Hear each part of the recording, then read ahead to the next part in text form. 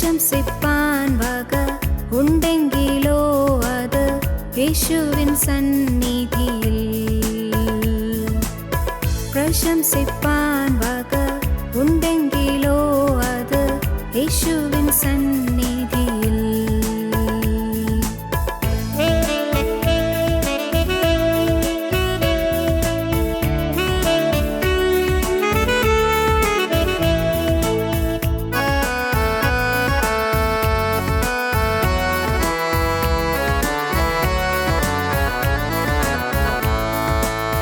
മാതാപിതാക്കളും സോദരർ ബന്ധുക്കൾ ആരുവെടിഞ്ഞിടിലും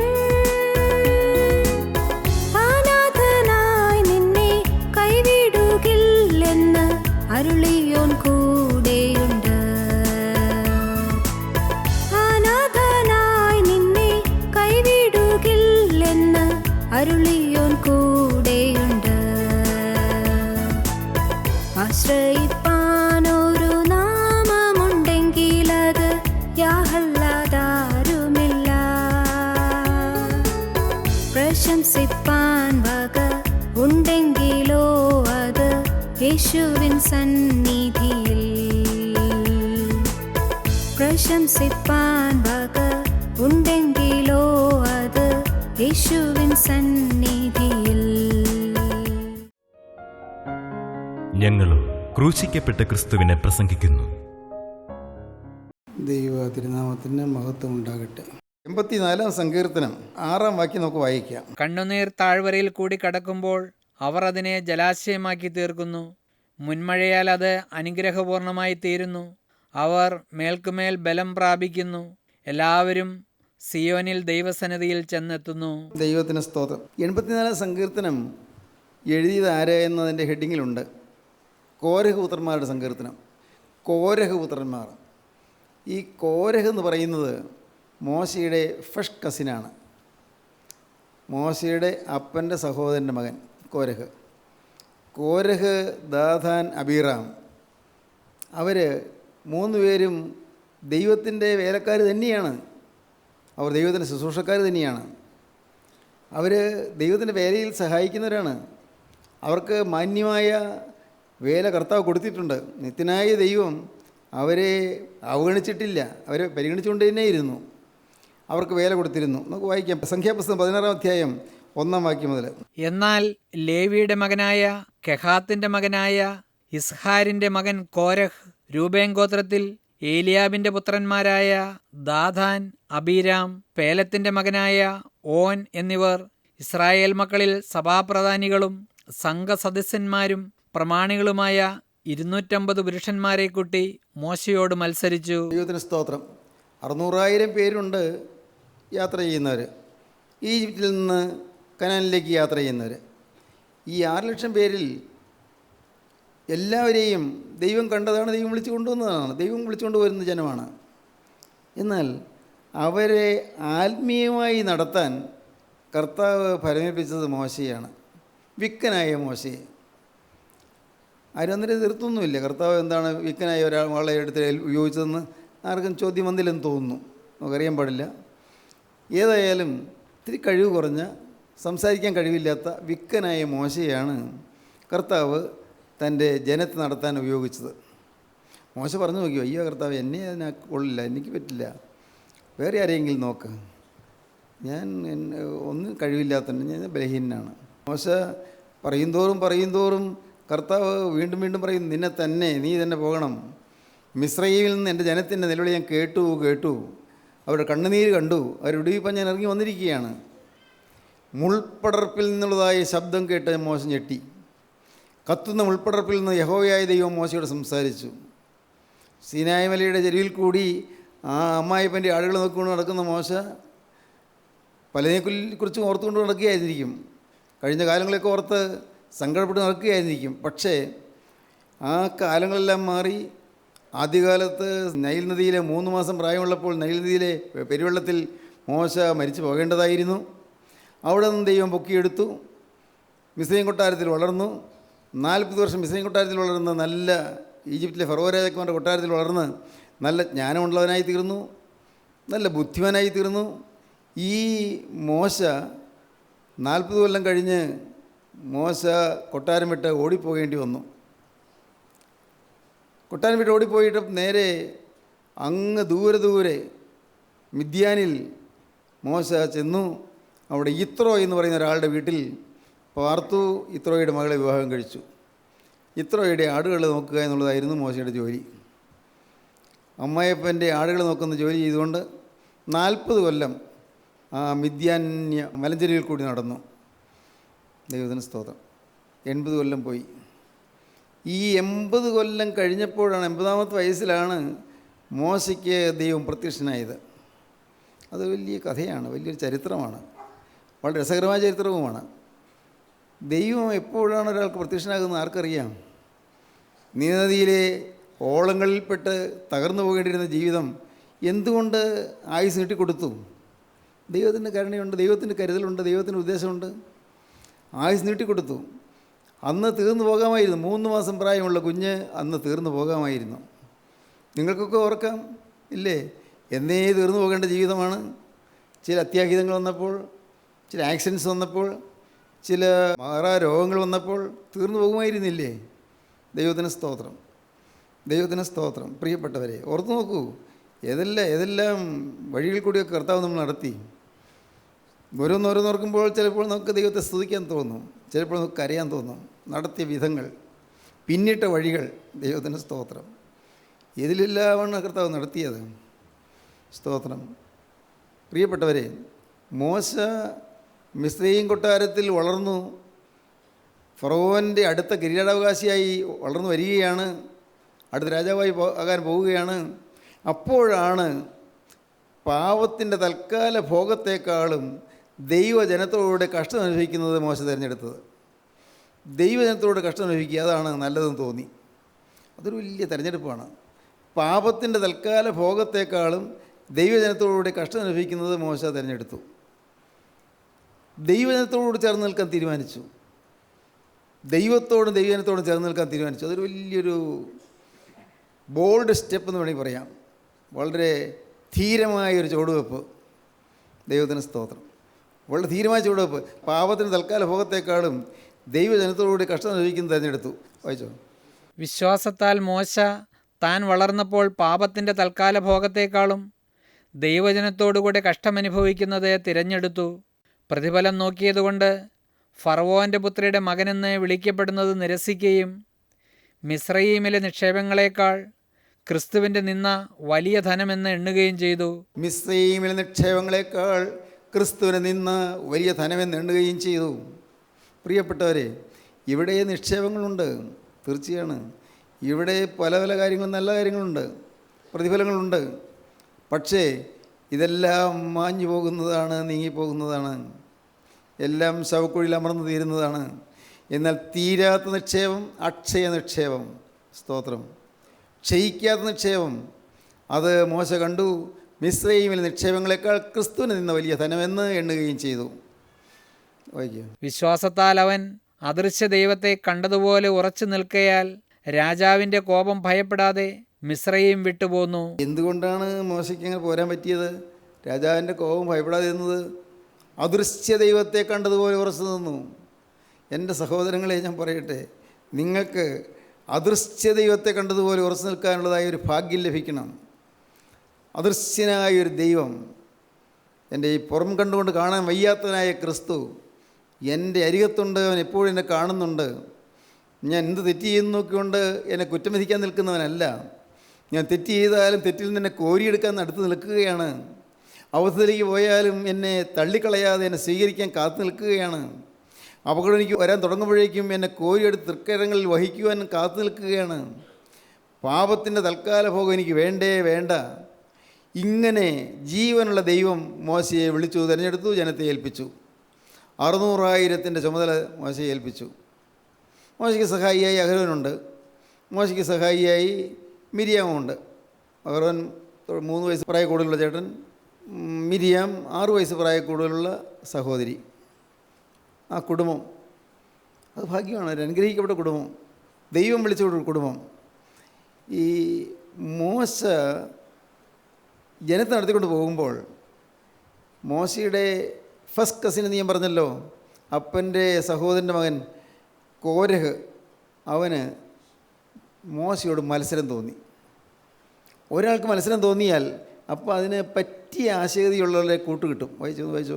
അവൻ മോശയ്ക്കും അഹരോനും വിരോധമായി കൂട്ടം കൂടി. മോശയ്ക്കും അഹരോനും വിരോധമായി കൂട്ടം വരിക. 250 പേരൊക്കെ കൂടി. അപ്പോൾ ആൾ കൂടി വന്നു.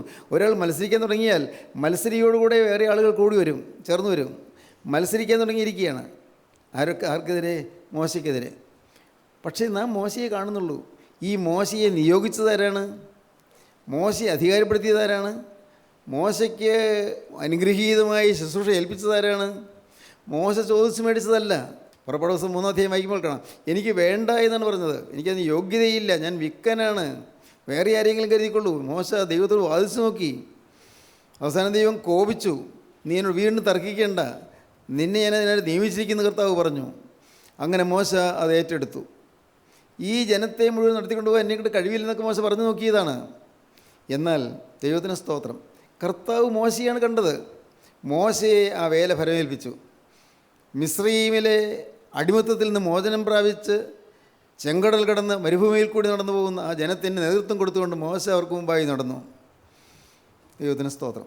ആ കൂട്ടത്തിൽ തന്നെ കോരഹ്, ദാഥാൻ, അബീറാം, ഓൻ എന്നിങ്ങനെ 4 പേര് മോശയ്ക്ക് വിരോധമായി സംസാരിച്ചു. തുടങ്ങുന്നത് സംസാരത്തിലാണ്. വിരോധമായി സംസാരിച്ചു. സംസാരത്തിന് മുമ്പ് എന്തെല്ലാം നടന്നു കാണും? പല നാളായി ഉള്ളിൽ തിക്കി തുടങ്ങിക്കാണും. പല നാളായി ഈ കോരഹിൻ്റെ മത്സരത്തിൽ ഉൾത്തിക്കലുണ്ടായി കാണും.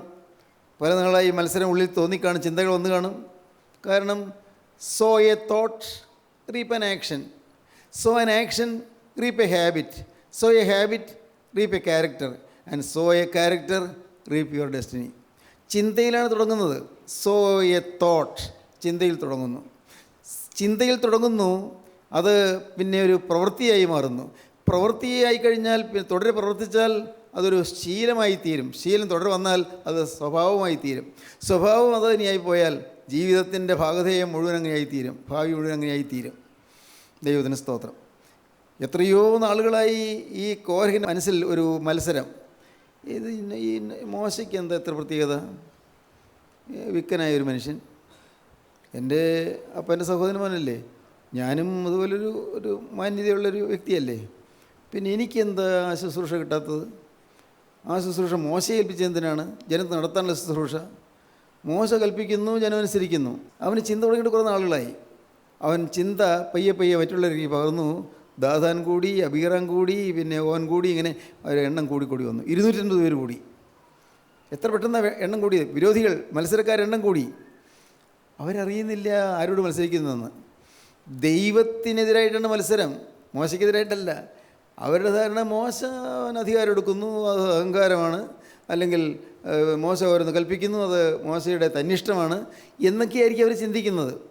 പക്ഷേ മോശയ്ക്കറിയാം മോശ സൗമ്യനായ മനുഷ്യനാണ്. മോശ ദൈവസേനയിലിരുന്ന് കരയുകയാണ്. എന്ത് വന്നാലും ദൈവസേനയിൽ വീഴുക, അതാണ് മോശയുടെ പരിപാടി. മോശയ്ക്കതേ അറിയാവൂ. എന്തൊരു പ്രശ്നം വന്നാലും ദൈവസേനയിലിരുന്ന് കരയും. ദൈവത്തിന് സ്തോത്രം. കേൾക്കൂ, അവർ മോശയ്ക്കെതിരായി മത്സരിച്ചു.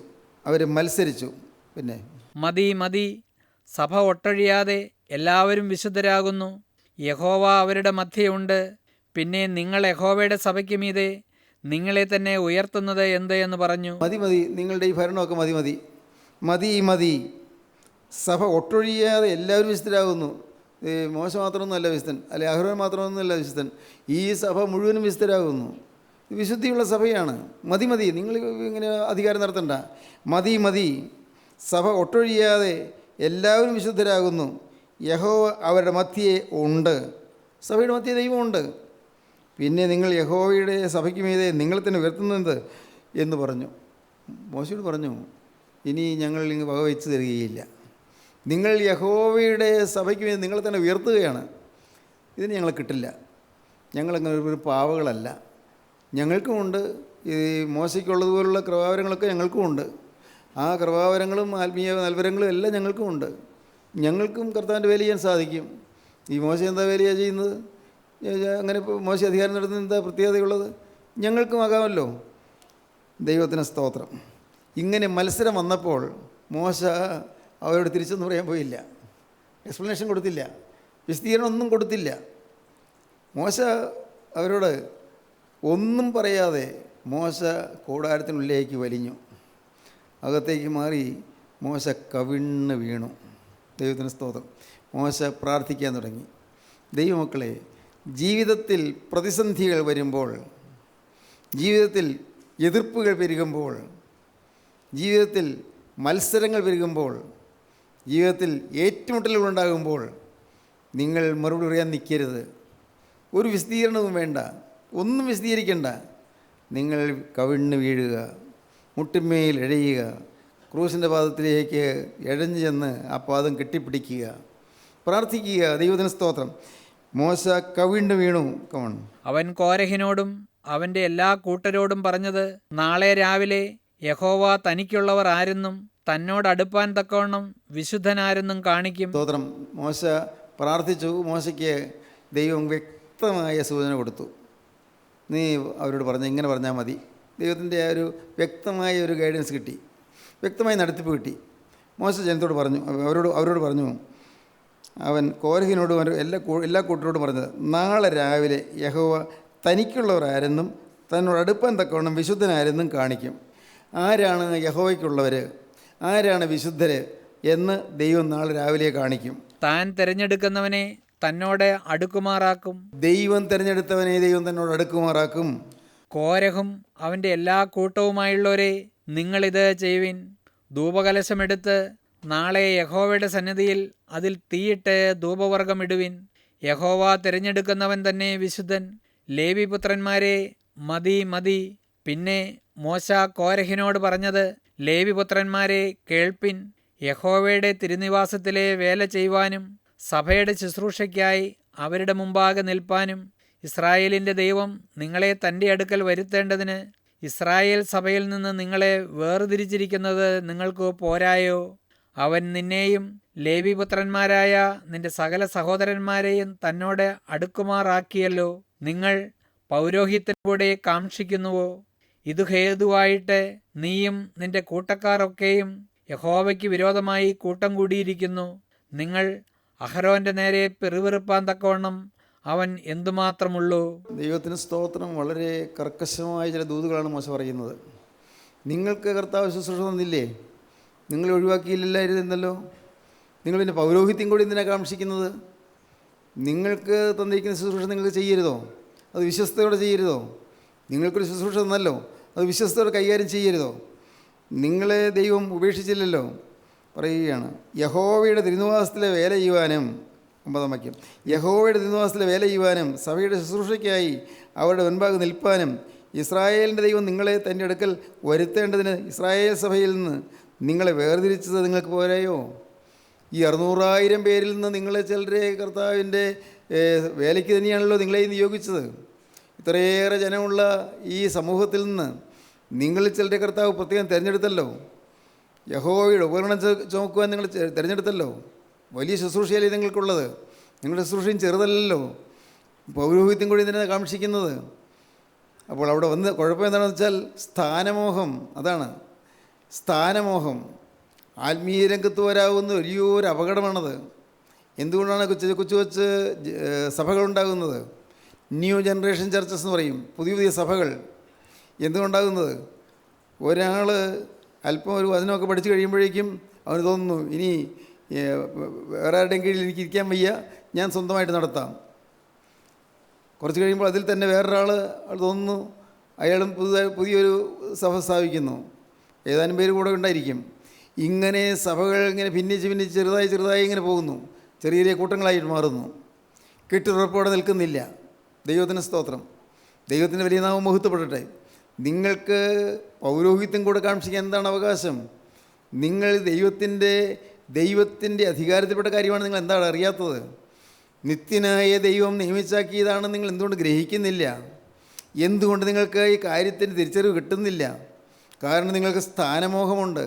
നിങ്ങൾക്ക് ദൈവത്തിൻ്റെ ശുശ്രൂഷയല്ല, ദൈവത്തിൻ്റെ വേല ചെയ്യല്ല. വേല ചെയ്യുന്നു, ദൈവത്തോടുള്ള സ്നേഹമാണ് നിങ്ങൾക്ക് തോന്നുന്നു. വെറും സ്ഥാനമോഹമാണ്. നിങ്ങൾ അതിനുവേണ്ടിയാണ് നിങ്ങൾ ജീവിക്കുന്നത്.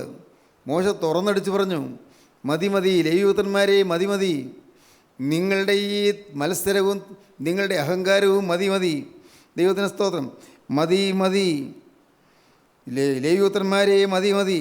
പിന്നെ മോശ കോരഹിനോട് പറഞ്ഞത്, ലേവ്യപുത്രന്മാരെ കേൾപ്പീൻ, യഹോവയുടെ തിരുനിവാസത്തിലെ വേല ചെയ്യുവാനും സഭയുടെ ശുശ്രൂഷയ്ക്കായി അവരുടെ മുൻപാകെ നിൽപ്പാനും ഇസ്രായേലിൻ്റെ ദൈവം നിങ്ങളെ തൻ്റെ അടുക്കൽ വരുത്തേണ്ടതിന് ഇസ്രായേൽ സഭയിൽ നിന്ന് നിങ്ങളെ വേർതിരിച്ചത് നിങ്ങൾക്ക് പോരായോ? നിങ്ങളെ വേർതിരിച്ചെടുത്ത് നിങ്ങൾ തിരഞ്ഞെടുത്തതല്ലേ? നിങ്ങൾക്കും ശുശ്രൂഷ തന്നിട്ടുണ്ടല്ലോ, അത് പോരായോ? അവൻ നിന്നെയും ദൈവപുത്രന്മാരായ നിൻ്റെ സകല സഹോദരന്മാരെയും തന്നോട് അടുക്കുമാറാക്കിയല്ലോ. ദൈവത്തോട് അടുക്കുവാനുള്ളതായ ഭാഗ്യം അവർക്ക് നൽകിയല്ലോ. നിനക്കും നിൻ്റെ കൂടെയുള്ള ഈ 250 പേർക്കും ദൈവത്തോട് അടുക്കുവാനുള്ളതായ കൃപ തന്നതാണല്ലോ. നിങ്ങൾ പൗരോഹിത്യം കൂടെ കാക്ഷിക്കുന്നുവോ? ഇത് ഹേതുവായിട്ട് നീയും നിൻ്റെ കൂട്ടക്കാരൊക്കെയും യഹോവയ്ക്ക് വിരോധമായി കൂട്ടം കൂടിയിരിക്കുന്നു. നിങ്ങൾ അഹരോൻ്റെ നേരെ പിറുപിറുപ്പാൻ തക്കവണ്ണം അവൻ എന്തുമാത്രമുള്ളൂ. ദൈവത്തിന് സ്തോത്രം. പ്രിയപ്പെട്ടവരെ, ഞാൻ അത്ഭുതത്തോടെ ഓർക്കുന്നു നിത്യനായ ദൈവത്തിൻ്റെ സ്വർഗീയ കാര്യപരിപാടി. ആർക്കറിയാം ഇത് ദൈവത്തിൻ്റെ കാര്യപരിപാടിയാണ് എന്ന്, ദൈവമാണ് നടത്തുന്നതെന്ന്. സ്വർഗത്തിലെ ദൈവം ഓരോ ചുവട് വയ്ക്കുവാനും കർത്താവ് കരുതി തൻ്റെ മക്കളെ നയിച്ചുകൊണ്ട് പോവുകയാണ്. ദൈവത്തിന് സ്തോത്രം. നിത്യനായ ദൈവത്തിൻ്റെ യുഗപരിപാടിയാണ്. ഭാഗ്യവശാൽ നമുക്കും ആ ഭാഗ്യമാണ് കിട്ടിയത്. ഈ കൂട്ടായ്മയിൽ അതാണ് ഭാഗ്യം കിട്ടിയത്. മനുഷ്യൻ്റെ ആലോചനയില്ലാതെ, മനുഷ്യൻ്റെ ചിന്തയില്ലാതെ നിത്യനായ ദൈവം അത്ഭുതകരമായി ഓരോ നടത്തിക്കൊണ്ട് പോകുന്നു. ദൈവത്തിന് സ്തോത്രം. ഓരോ കാര്യങ്ങൾ നിർവഹിച്ചുകൊണ്ട് പോകുന്നു. നമ്മുടെ ആരുടെയും കൈയില്ല. എനിക്ക് നല്ല ഉറപ്പാണ്, എൻ്റെ യാതൊരു കയ്യുമില്ല, എൻ്റെ യാതൊരു കഴിവുമില്ല, എൻ്റെ യാതൊരുവിധമായ സ്വാധീനവുമില്ല. കർത്താവ് തരുന്നതല്ലാതെ എനിക്ക് മറ്റൊന്നുമില്ല. എനിക്ക് സ്വന്തമായിട്ടൊന്നുമില്ല. എനിക്ക് സ്വന്തമായിട്ടുള്ളത് ഒരു ഭീരുത്വം മാത്രം, സ്വന്തമായിട്ടുള്ളത് പെട്ടെന്ന് വാടിപ്പോകുന്നൊരു പ്രകൃതം മാത്രം, സ്വന്തമായിട്ടുള്ളത് എപ്പോഴും തളർന്നു നിൽക്കുന്ന സ്വഭാവം. കഴിവില്ല. ദൈവത്തിന് സ്തോത്രം. എൻ്റെ സഹോദരങ്ങളെ, നിങ്ങൾക്ക് വിശ്വസിക്കാമോ? സത്യമായി പറയുന്നത്, എനിക്ക് കഴിവില്ല. എന്നാൽ കരുണയുള്ള കർത്താവിന് എന്നോട് മനസ്സിൽ തോന്നി, കർത്താവിൻ്റെ കൃപയുടെ വചനം നാവിൽ വരച്ചു തന്നു. സ്തോത്രം. ഈ നാവിൽ കർത്താവിൻ്റെ വചനം വരച്ചു തന്നു. സ്തോത്രം. എൻ്റെ ശിരസിൽ കർത്താവിൻ്റെ തിരക്തം പുരട്ടിയിട്ട് തിരക്തം കൊണ്ട് തിരുവചനം വരച്ചു വെച്ചു. ദൈവത്തിന് സ്തോത്രം. പ്രിയപ്പെട്ടവരെ, എന്തുകൊണ്ട് എന്നോട് ഇങ്ങനെ തോന്നി കർത്താവിന് ഈ ദയ തോന്നി? എന്തുകൊണ്ട് എനിക്ക് അറിഞ്ഞുകൂടാ. കർത്താവിന് സ്തോത്രം. ഞാൻ സ്വതേ ഭീരുവാണെന്ന് ഞാൻ പറഞ്ഞില്ലേ, സ്വതേ കഴിവില്ലാത്തവനാണ്. ആരെങ്കിലും തൻ്റെ ഇടത്തോടെ നോക്കിയാൽ തക്ക മറുപടി പറയാൻ കഴിവില്ലാത്ത മനുഷ്യനാണ്. ദൈവത്തിന് സ്തോത്രം. നിങ്ങൾക്ക് വിശ്വാസം തോന്നുന്നു, എനിക്ക് അറിഞ്ഞുകൂടാ. സത്യമാണിത്. കർത്താവിന് സ്തോത്രം. എന്നാൽ കരുണയുള്ള കർത്താവ് എൻ്റെ ഭീരുത്വം മാറ്റി, എൻ്റെ ബലഹീനത മാറ്റി, എൻ്റെ കഴിവുറവ് മാറ്റി, എന്നെ തൻ്റെ ആക്കിയെന്ന് മാത്രം. ദൈവത്തിന് സ്തോത്രം. പക്ഷേ ഇതൊന്നും എൻ്റേതല്ലെന്ന് എനിക്ക് നല്ല ഉറപ്പുണ്ട്. എൻ്റേതല്ല, ഈ കൂട്ടായ്മ എൻ്റേതല്ല. സ്തോത്രം. നിങ്ങളാരും എൻ്റെ വകയല്ല. അല്ല പ്രിയപ്പെട്ടവരെ, ഈ ശുശ്രൂഷ എൻ്റേതല്ല. സ്വർഗത്തിലെ ദൈവത്തിൻ്റെ കാര്യം ദൈവം നടത്തിക്കൊണ്ടിരിക്കുന്നു. ദൈവം കൃപയാൽ നടത്തിക്കൊണ്ടിരിക്കുന്നു. സ്തോത്രം. നല്ല ബോധ്യത്തോടുകൂടിയാണ് ഞാൻ നിൽക്കുന്നത്. കർത്താവിന് സ്തോത്രം. ഈ ബോധ്യം മരണത്തിൻ്റെ അവസാന വിനാഴിക വരെയും എന്നെ വിട്ട് പോകല്ലേ എന്നാണ് എൻ്റെ ആഗ്രഹം. ഒരു കാരണവശാലും എൻ്റെ തല പൊങ്ങിപ്പോകല്ലേ എന്നാണ് എൻ്റെ ആഗ്രഹം. തല ഉയരല്ലേ കർത്താവേ എന്നാണ് പറയുന്നത്. കർത്താവിന് സ്തോത്രം. കരുണയുള്ള കർത്താവ് തൻ്റെ ജനത്തെ നയിച്ചു കൊണ്ടുപോകുന്നു. നിങ്ങൾ വിശ്വസിക്കൂ പ്രിയപ്പെട്ടവരെ. നിങ്ങൾ യേശുവിനെ കാണുക. നിത്യനായ രക്ഷകനെ കാണുക. നിങ്ങൾ ഹൃദയത്തിൽ ഇപ്പോൾ ഉള്ളിലേക്ക് വലിഞ്ഞൊന്ന് ചിന്തിച്ചാൽ നിങ്ങൾക്ക് യേശു അടുത്തുണ്ടെന്ന് മനസ്സിലാകും. ഹൃദയത്തിലേക്ക് ഉൾവലിഞ്ഞ് ചിന്തിക്കൂ. യേശു അടുക്കലുണ്ട്. യേശു എന്നെ സ്നേഹിക്കുന്നുണ്ട്. നിങ്ങൾ കാണണം, കർത്താവേ നീ എന്നെ സ്നേഹിക്കുന്നുവല്ലോ. ഞാൻ ബലഹീനാണെങ്കിൽ നീ എന്നെ സ്നേഹിക്കുന്നുവല്ലോ. ഞാൻ മഹാഭാവിയാണെങ്കിൽ നീ എന്നെ സ്നേഹിക്കുന്നുവല്ലോ. തെറ്റുകളേറെ ഉണ്ടെങ്കിൽ നീ എന്നെ സ്നേഹിക്കുന്നുവല്ലോ. പാവങ്ങളേറെ വന്നവളാണെങ്കിൽ നീ എന്നെ സ്നേഹിക്കുന്നുവല്ലോ. എൻ്റെ ദൈവമേ, ഞാൻ എത്ര ബലഹീന പ്രകൃതിയുള്ളവളാണെങ്കിൽ നീ എന്നെ സ്നേഹിക്കുന്നല്ലോ. നാഥ, ഞാൻ എത്ര നിസ്സാരനാണെങ്കിൽ നീ എന്നെ സ്നേഹിക്കുന്നുവല്ലോ. എൻ്റെ കർത്താവേ, എൻ്റെ ദൈവമേ, എനിക്ക് വിദ്യാഭ്യാസമില്ല, എനിക്ക് കഴിവില്ല, എനിക്ക് ആരോഗ്യമില്ല, എനിക്ക് തൻ്റെ ഇടമില്ല, എനിക്ക് വചനത്തെക്കുറിച്ചുള്ളതായ യാതൊരു ഗ്രാഹ്യവുമില്ല. കർത്താവേ, ഞാൻ ഒന്നുമില്ലാത്തവനാണ്. എന്നാൽ യേശുവേ, എന്തുകൊണ്ടോ നിനക്ക് എന്നോട് സ്നേഹം തോന്നിയിരിക്കുന്നു. ദൈവത്തിന് സ്തോത്രം. എൻ്റെ ബഹുമാന്യ സഹോദരങ്ങളെ, ഈ സ്നേഹത്തെ നിങ്ങൾ കാണുക. അതാണ് കുരിശിലെ സ്നേഹം. നിങ്ങളെ വ്യക്തിപരമായി അറിയുന്ന ദൈവത്തിൻ്റെ സ്നേഹം, വ്യക്തിപരമായി സ്നേഹിക്കുന്ന ദൈവത്തിൻ്റെ സ്നേഹം. സ്നേഹം. കർത്താവിന് സ്തോത്രം. കണ്ണുനീർ താഴ്വയിൽ കൂടി കടന്നു പോകുന്ന ഓരോരുത്തരും ചിന്തിക്കൂ, നിത്യനായ ദൈവത്തിന് എന്നെക്കുറിച്ചൊരു പദ്ധതിയുണ്ട്, ഒരു പരിപാടിയുണ്ട്. അവൻ എന്നെ വെറും കൈയായി വിടാനല്ല ഉദ്ദേശിച്ചിരിക്കുന്നത്. എന്നെ എൻ്റെ പഴയ തലമുറയിൽ നിന്ന് വേർതിരിച്ച് വിളിച്ചത് എന്നെ തൻ്റെ ഒരു വിശുദ്ധനാക്കാനാണ്. യേശുവിൻ്റെ വിശുദ്ധനാകാൻ. ദൈവത്തിന് സ്തോത്രം. പ്രിയപ്പെട്ടവരെ, ഒന്നും കിട്ടിയില്ലെങ്കിലും നിങ്ങൾ പറയണം, കർത്താവേ എനിക്ക് ഒരൊറ്റയ്ക്കൊരാശ മാത്രമുണ്ട്, ഒറ്റേ ഒരാശ. യേശുവേ നിൻ്റെ ഒരു വിശുദ്ധ സാക്ഷിയാകണം. ഹല്ലേലൂയ. ഒറ്റയ്ക്കൊരാശയേ ഉള്ളൂ. യേശുവേ എനിക്ക് നിൻ്റെ വിശുദ്ധ സാക്ഷിയാകണം. കർത്താവേ എനിക്ക് നിൻ്റെ ശിഷ്യനാകണം. കർത്താവേ എനിക്ക് നിന്നെ അനുഗമിക്കണം, എൻ്റെ കാച്ചുകൊടിയിൽ കൂടി നടക്കണം. യേശുവേ എന്നെ വിട്ട് നീ പോകല്ലേ, നീ എനിക്ക് മറഞ്ഞു പോകല്ലേ. യേശുവേ നീ മറഞ്ഞു പോയാൽ ഞാൻ എന്ത് ചെയ്യും? എനിക്ക് ആരുമില്ലല്ലോ, എനിക്ക് താങ്ങും തണലുമായിട്ട് ആരുമില്ലല്ലോ. നീ എന്നെ വിട്ടു പോയാൽ ഞാൻ പൂജ്യമായി പോവില്ലേ. യേശുവേ നീ എന്നെ വിട്ടു പോവല്ലേ. പറയൂ പ്രിയപ്പെട്ടവരെ, യേശുവിനോട് പറയൂ, യേശുവിൻ്റെ കരങ്ങളിലേക്ക് കൊടുക്കൂ. ഭാവി യേശുവിൻ്റെ കരങ്ങളിലേക്ക് കൊടുത്തുകൊണ്ട് യേശുവിനോട് നിങ്ങളൊരു വാക്ക് പറയൂ. യേശുവേ ഇത്രയും കാലം ഞാൻ ഒന്നുമില്ലാത്തതിനെ പോലെ ജീവിച്ചു, എനിക്ക് കർത്താവുന്ന സ്വത്ത് എന്താണെന്ന് അറിയാതെ ഞാൻ ജീവിച്ചു.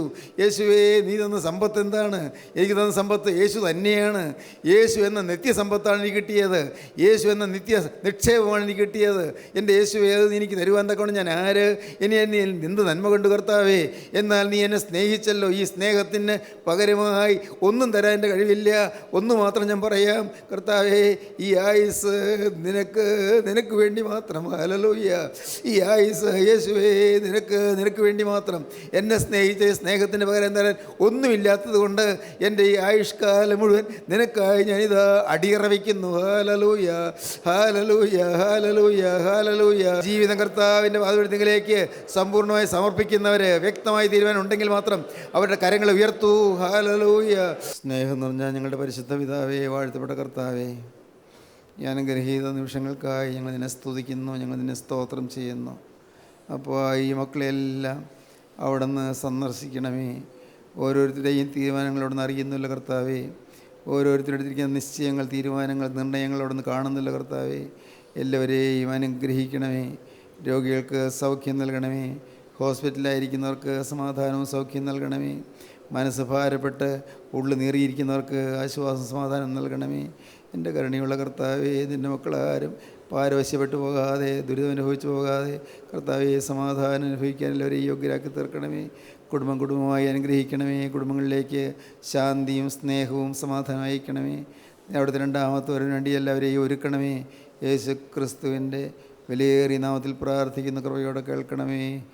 ആമീൻ. ഹല്ലേലൂയ.